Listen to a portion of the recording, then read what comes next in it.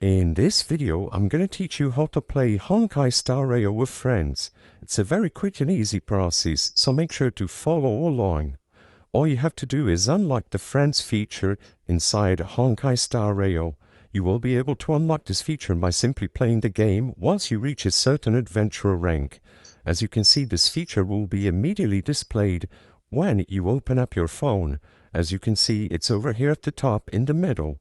When you access the Friends tab, immediately you will see a list of your friends and also the option to befriend strangers.